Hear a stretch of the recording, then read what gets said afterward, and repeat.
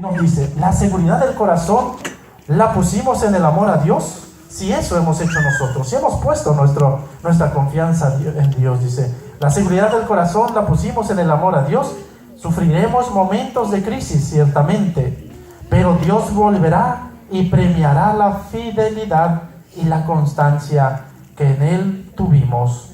Bien, entonces, si nosotros hemos puesto la confianza en Dios, jamás nos veremos defraudados. Esto no quiere decir que si nosotros hemos puesto la confianza en Dios, no vayamos a tener momentos de crisis, no vamos a tener momentos de soledad o momentos de tristeza.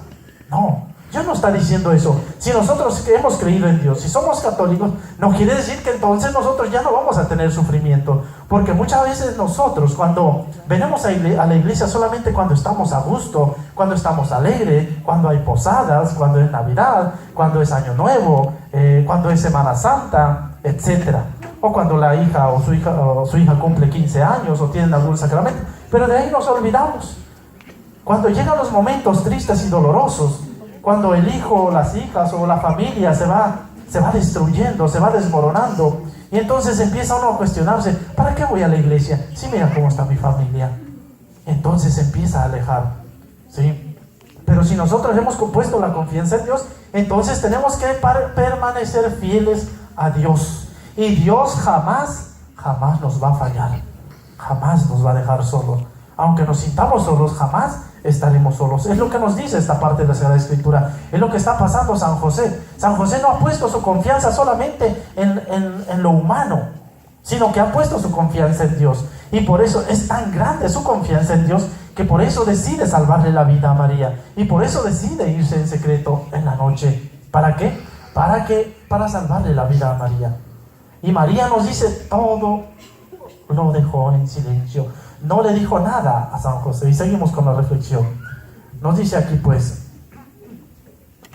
para María, que fue objeto de una predilección especial de Dios, el anhelo y la plenitud de su amor era solamente Dios. Aquí está la diferencia. Esta es la diferencia cuando nosotros confiamos en Dios, como la Virgen María confió en Dios, como San José confió en Dios. Ellos nunca se vieron defraudados, jamás. Cuando José estaba dispuesto a irse, y seguramente se lo había dicho a María, y entonces María lo guardó todo en silencio, sin tener ninguna culpa. ¿Cuántas veces nosotros respingamos a la mínima ofensa? Que porque nos miró mal, que porque no nos saludó, que porque no nos habla, etcétera, etcétera, tantas cosas. Y la Virgen María dice, lo guardó todo en silencio, se quedó en silencio, no dijo nada. San José también. Entonces seguimos. Por las costumbres, nos dice Hebreas, las familias de José y de María concertaron y decidieron su matrimonio, legalmente quedando constituidos esposos, aunque no convivieron. María claramente hablaría a José de su total consagración a su Dios y Señor. Y el Señor José, por el amor que le inspiraba a aquella sublime criatura, sentía un respeto sobrehumano hacia ella. Nos va diciendo pues como San José pues respetaba a María. Todo se volvió oscuridad y confusión. Aquí viene lo importante. En el corazón de José, cuando se convenció de que María estaba embarazada y esperaba un hijo que no es de él. Imagínense, un hombre que había luchado, que se había esforzado desde pequeño, había ido a la iglesia, al templo, y que desde pequeño hacía la voluntad de Dios, que había trabajado por el reino de los cielos. Imagínense que María le dice que ya está embarazada y que él no es el padre. María, nos dice, en silencio sufrió la humillación del juicio que José hace de ella. No nos dice más la Sagrada Escritura, no nos dice si pensó mal de María, pero podríamos imaginarnos, podríamos decir que por lo menos lo que dice la Sagrada Escritura, decidió irse. ¿Qué quería decir con esto? Que no la aceptaba, porque él no entendía cómo era posible que María había concebido en su vientre. Y entonces ahí es donde viene también lo fundamental. Vemos cómo Dios interviene en la historia humana, en la historia especialmente de San José y de María, ¿sí? San José estaba dispuesto a todo, pero no iba a aceptar lo que no había hecho, ¿sí? Nosotros, queridos hermanos, nunca abachemos la cabeza, nunca bajemos la cabeza si lo que decimos es verdad. Nunca. Aunque te digan, aunque te critiquen, aunque te maldigan, pero si lo que la otra persona está diciendo es una mentira, no agaches la cabeza. No le contestes, pero no agaches la cabeza. No te humilles. Pero si lo que la otra persona está diciendo y dice la verdad, entonces sí, hay que humillarse. Hay que aceptar la culpa. Y entonces vemos cómo San José no acepta esto. Y por eso decide repudiarla. Por eso decide irse en secreto. María en silencio, vemos un gran ejemplo. Sufrió esta humillación del juicio que José hizo de ella. ¿Por qué?